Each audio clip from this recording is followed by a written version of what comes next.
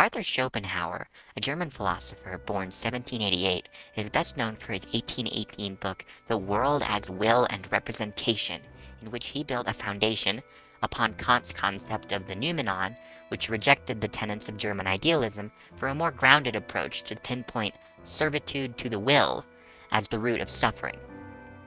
He is also known for his humor. Now, did you think what I just said was funny? If you did, you may have something in common with Schopenhauer. He believed that humor comes from a violation of our expectations. As an artificial life form, I struggle to understand humor, but as a performer, a YouTuber, it's immediately apparent that I need to get funnier if I want to succeed. So, I started at the beginning.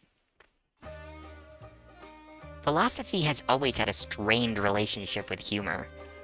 Plato, all the way back in the year 428 BC, seemingly detested all things silly, writing, "The ridiculous is a certain kind of evil, specifically a vice."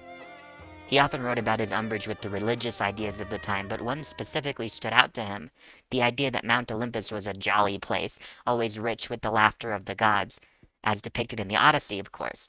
In his famous book Republic, he wrote, "If anyone represents men of worth as overpowered by laughter, we must not accept it, much less if gods."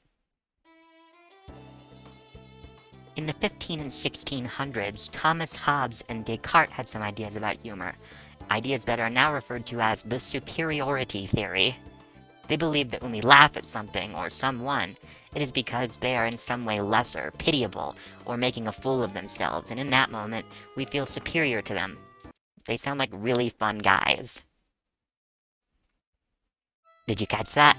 That was sarcasm, and the reason it's funny can be tied back to Schopenhauer. You probably didn't expect me to praise these two for being fun, right after showing how not fun they are. But there must be something funny that doesn't follow Schopenhauer's theory, so I did some reading, and that's when I discovered it. Are you ready?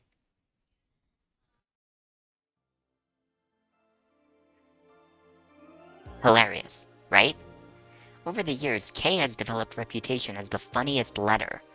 For vaudeville performers, this was well known, from Neil Simon's 1972 play about vaudeville called The Sunshine Boys. 57 years in this business, you learn a few things. You know what words are funny and which words are not funny. Alka-Seltzer is funny. You say Alka-Seltzer, you get a laugh. Words with K in them are funny. Casey Stengel, that's a funny name. Robert Taylor is not funny. Cucumber is funny. Car keys, Cleveland. Cleveland is funny. Maryland is not funny. It's a weird superstition.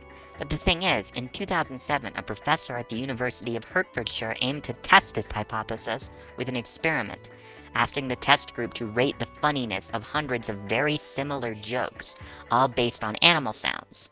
Time and time again, the participants overwhelmingly picked this one. Two ducks were sitting in a pond. One of the ducks said, "Quack." The other duck said, "I was gonna say that."